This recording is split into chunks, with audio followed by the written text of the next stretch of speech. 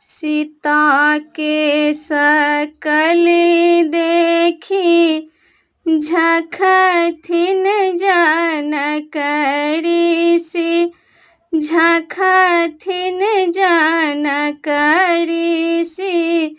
आब सीता रहली कुमारी गे माई, आब सीता रहली कुमारी गे माई।